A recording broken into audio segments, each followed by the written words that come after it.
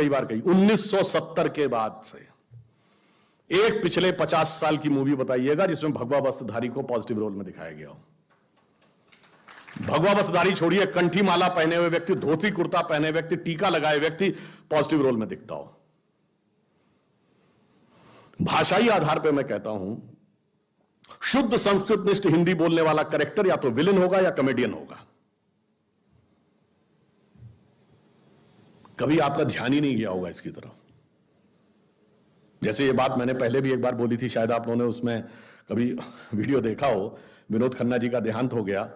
बहुत पुरानी उनकी एक फिल्म थी ना, जिसका गाना था, प्रिय प्राणेश्वरी यदि आप हमें आदेश करें तो प्रेम का हम श्री गणेश करें। इसमें कौन सी हंसने वाली बात थी, मगर उसका पूरा चित्रण एक कॉमेडी के रूप में किया गया।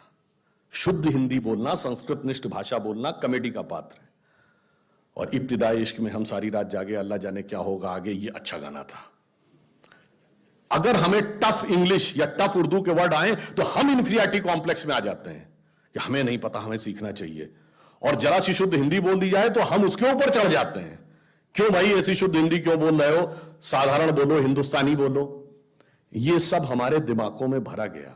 और ये मैं आपसे कैसे बताना चाहता हूं, इसको कभी आप गौर करिएगा। 57 की मूवी है मदर इंडिया। उसका जो विलन है कन्हैया लाल, जो फिल्म में सुखी लाला बना है, वो जिस सीन पे नरगिस रेप अटेम्प्ट कर रहा है उससे पहले देवी जी की आरती कर रहा है। 1985 की मूवी है राम तेरी गंगा मैली। उसमें जब वो हीरोइन जाती है और बनारस के घाट पर एक पंडित जी से वो मांगती है मदद, तो उसको घर ले जाते हैं और उस पर रेप का अटेम्प्ट करते हैं और उसके बाद ओम नमः शिवाय बोलते हैं। 2010 की मूवी है दबंग, जिसका विलन है छेदी सिंह। वो जब चुलबुल पांडे को मारने का हुक्म देता है तो उससे पहले हनुमान जी की मूर्ति के सामने दंड बैठक कर रहा है। कभी आपने सोचा कि एजेंडा क्या था और कैसे हमारे सबकॉन्शियस माइंड में भरा जा रहा है, और कैसे हमारे ऊपर इंपोज कर दिया जाता है, और भाषा से अंतर क्या पड़ता है। जैसे आप सब ने यह बात सुनी होगी, everything is fair in love and war, सुना है ना। और इसका जब अनुवाद करते हैं तो जंग और इश्क में सब कुछ जायज है। एक इंग्लिश है, एक उर्दू है, पर किसी संस्कृत, हिंदी या भारतीय भाषा में आपने सुना है कि युद्ध और प्रेम में सब कुछ उचित है? कभी नहीं सुना होगा, क्योंकि हमारी संस्कृति में उचित नहीं है। युद्ध का एक धर्म है और प्रेम का एक समर्पण है। अगर आप ये कह देंगे जो कहते थे everything is fair and love and वार, तो वहां आतंकवाद भी होने लगा, क्योंकि फिर वो भी जायज है। और जो कहते हैं कि लव में सब कुछ जायज है, तो फिर एसिड भी फेंका जाने लगा। इसलिए जब आप भाषा छोड़ते हैं तो आप वो संस्कृति छोड़ते हैं, और वो आपके मानस पर कैसा प्रभाव डालती है आपको पता ही नहीं लगता। इसीलिए मैं कहता हूं, फिल्मों में पहले उर्दू मिक्स हिंदी बोलता था कोई नायक, अब जो है इंग्लिश मिक्स हिंदी बोलने लगा। तो रावण कई प्रकार से आ रहा है, वो लेफ्ट लिबरल बन के भी आ रहा है, और वो बन के, और देखिए कितनी मजेदार बात है, महिला एक्टिविस्ट जो लेफ्ट लिबरल थी, जो मिनी स्कर्ट पहनने को लेकर तो बहुत आक्रामक हो जाती थी, और वही हिजाब के साथ खड़ी थी, बुर्के के साथ। मतलब इससे बड़ा आप डाइकोटोमी ऑफ द कैरेक्टर नहीं देख सकते। और इतना ही नहीं, वो ट्रिपल तलाक और हलाला के भी पक्ष में खड़ी हुई थी। इससे ज्यादा आप मजाक क्या समझ सकते हैं कि इसका मतलब उनका किसी भी प्रकार से कोई लेना देना नहीं था किसी भी चीज से, केवल उनको एक धर्म संस्कृति के बारे में बात करे वो करनी थी। इसलिए मैं कहता हूं, उस रावण को समझिए भली भांति, और उसका प्रतिकार करने के लिए सूक्ष्म दृष्टि देखिए, और अपनी लक्ष्मण की मर्यादा रेखा न लांघिए, क्योंकि रावण आजकल जानते किस रूप में आ रहा है कि वेश वाणी तत्व दर्शन। कभी बैंकॉक में जाइए तो जो थाईलैंड के राजा का पुराना महल दिखाया जाता है, उसके चारों तरफ 256 गरुड़ बने हैं, और गाइड से पूछिए गरुड़ क्यों बने हैं, तो कहता है in our culture king is considered as incarnation of Hindu god Vishnu, and since Garuda is the vehicle of Vishnu, so entire palace is designed in such a way as if it is situated on the back of Garuda. आप बताइए, ये हमारा विस्तार। और इतना ही नहीं है, space में हम इस धरती तक सीमित नहीं है। हम वो पहली संस्कृति हैं जिसने तारों की भाषा दुनिया को सिखाई, जिसने नक्षत्रों को संज्ञा दी, जिसने आकाश से गंगा निकाली, और जिसने सागर पर सेतु बनाया। मैं तो यह भी पूछना चाहता हूं मेरे भाई, जिन लोगों को लगता हो कि यह कल्पना है, वैसे तो वो आपके अज्ञान के कारण कल्पना लगती, जैसे बहुत सी चीजें विज्ञान की आज से 100-150 साल पहले कल्पना लगती थी, पर उनसे पूछ लो कि भाई ऐसी कल्पना भी तुम क्यों नहीं कर पाए? उसके लिए भी तो इतनी विराट दृष्टि चाहिए कि आप आकाश गंगा तक सोच सकें। तो इससे आप समझिए कि स्पेस में हमारा विस्तार कहां तक था। अब टाइम पे आई गणित की जो खोज है, वैसे तो बहुत सारी चीजें थी जो अंग्रेजों के आने के बाद छुपा दी गई, क्वाड्रेटिक इक्वेशन हो, अलजेब्रा हो, ट्रिग्नोमेट्री हो, ये सारी चीजें। मगर एक ऐसी चीज है जो कमोबेश सभी लोग मानते हैं, चलो ये तो मान ही लेते हैं कि भारत ने दिया। वो क्या था? शून्य। अब कहा जाता शून्य किसने दिया? आर्यभट्ट ने खोजा। अरे भाई आर्यभट्ट ने खोजा नहीं, आर्यभट्ट की किताब में पहली बार तुमको लिखा हुआ मिला। अगर आर्यभट्ट ने शून्य खोजा तो बौद्ध मत में शून्यवाद का सिद्धांत कहां से आया? वो तो आर्यभट्ट से पहले के थे। और ये बताइए कौरवों की 18 अक्षौणी सेना से लेके भगवान राम की जन्म कुंडली बन रही थी, वो बगैर शून्य के बन रही थी। वास्तविकता यह है कि शून्य वेदों से निकला और वो इस बात को स्वीकार करने को तैयार नहीं होते थे कि धर्म ग्रंथ से निकलता है, इसलिए उनको छटपटाहट थी, इसलिए वो कहने का प्रयास करते हैं किसी और ने निकाला था। और समस्या क्या है? हमारे यहां तो भगवान राम की जो कुंडली निकली है वो जब नासा के प्लैनेटोरियम सॉफ्टवेयर में डाली गई तो 7114 समथिंग बीसी की डेट निकल आई। अब बताइए, वैसे तो मैं नहीं मानता कि वो डेट सही है, उसके अंदर नक्षत्रों का कैलकुलेशन किया जाए तो बहुत पीछे आएगा, परंतु बताइए उन लोगों ने हमको समझा दिया कि हम अवैज्ञानिक हैं और हम अंधविश्वासी हैं, जिनमें किसी एक के यहां लिखा है कि धरती चपटी है और एक के में लिखा धरती के चारों तरफ सूरज घूमता है। और ऐसे महान ज्ञानदेव पाड़े लोगों ने हम लोगों को समझा दिया कि हम अनसाइंटिफिक थे और धरती को चपटी और धरती को इस सौरमंडल का केंद्र कहने वाले लोग वैज्ञानिक थे। आज भी जब सूर्य ग्रहण या चंद्र ग्रहण होता है, आप नासा की ऑब्जर्वेटरी बताती है ना, 1950 से पहले नासा नहीं था। आप जाके पूछिए गांव में कोने में बैठे हुए किसी पंडित से, कहिए पंडित जी पंचांग में देख के बताओ सूर्य ग्रहण कब है, और जो वो हमारा पंचांग बताता है और जो नासा की ऑब्जर्वेटरी बताती है, कभी उसमें दिन तो छोड़िए घंटे और मिनट का भी अंतर देखा है? हमारा तो कैलकुलेशन 5500 साल से एज इट इज चला रहा है और उसके बाद उन्होंने हमें बताया कि हम अवैज्ञानिक हैं।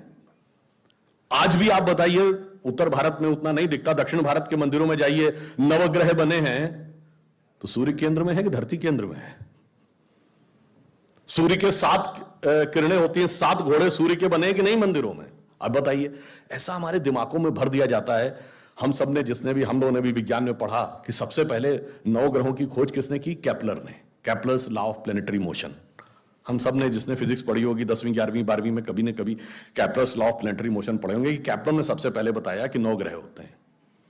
अब ये बताइए, इधर जब हम पूजा करते हैं तो पंडित जी हाथ में जल ले क्या बोलते हैं? ब्रह्मा मुरारी त्रिपुरांतकारी भानु शशि भूमि सुतो बुधश्च और गुरुश्च शुक्र शनि राहु केतु सर्वे ग्रहा शांति करो भवन्तु। अब ये 9 ग्रहों के नाम केपलर बताए थे कि पंडित जी बताए हैं? और हजारों साल से बता रहे हैं।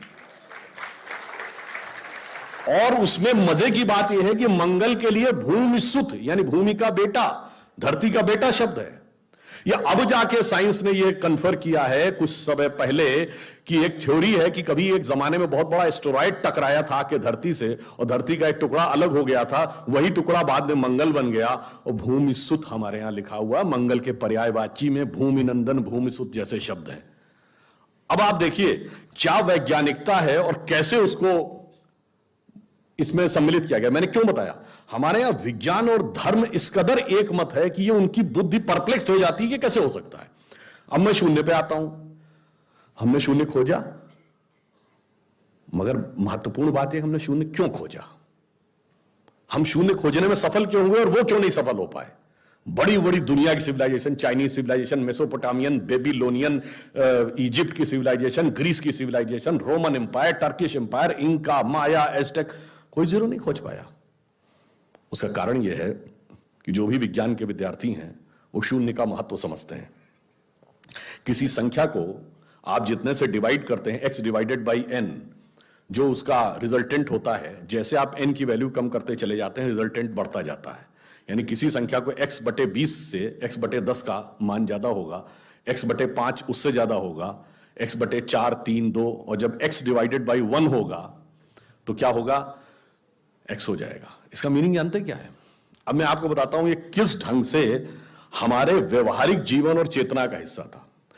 आप लोग कभी ये सोचिए कि आपको जीवन में क्या अच्छा लगता है और अच्छा लगना क्या है। मैं बिल्कुल साइंटिफिक एक्सप्लेनेशन की बात कर रहा हूं कि सबसे बड़ी साइंटिफिक खोज 21वीं सदी की जो यूरोप की सन लेबोरेटरी में हुई है, जो हिग्स बोसॉन है जिसे नॉर्मल भाषा में गॉड पार्टिकल कहते हैं, उसकी लॉबी में जाइए तो तांडव करते हुए शिव की मूर्ति लगी है, नटराज की वह मूर्ति जो तंजावुर में प्राप्त हुई थी।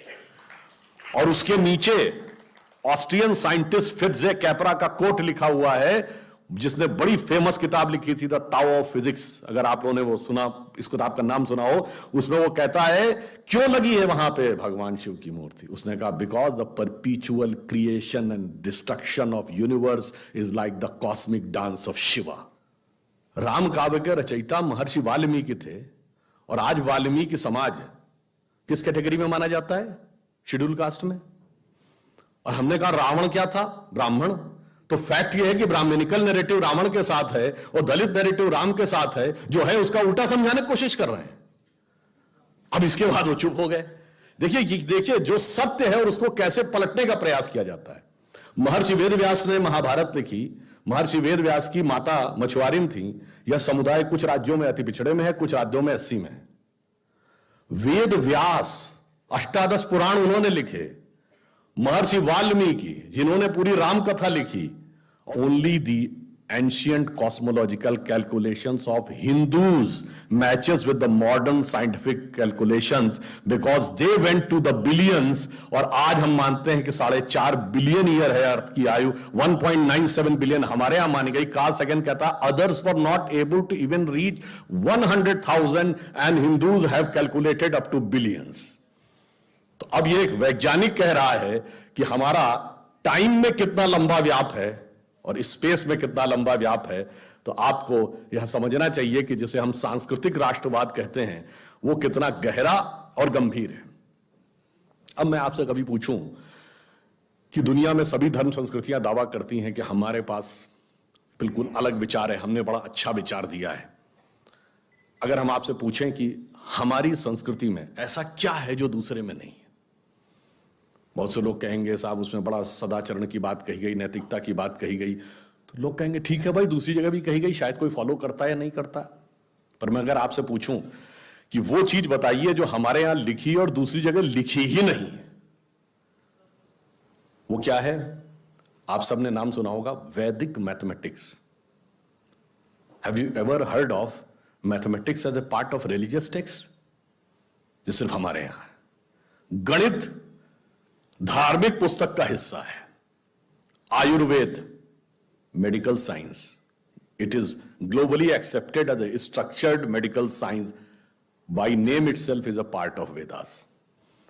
मेडिकल साइंस धर्म ग्रंथ का हिस्सा हो, गणित धर्म ग्रंथ का हिस्सा हो, ये दुनिया में कहीं नहीं, बाकी जगह विज्ञान और गणित का धर्म से संघर्ष है। हमारे यहां वो धर्म ग्रंथ से उद्भूत हो रहे हैं। ये फंडामेंटल डिफरेंस है हमारे और उनके बीच में।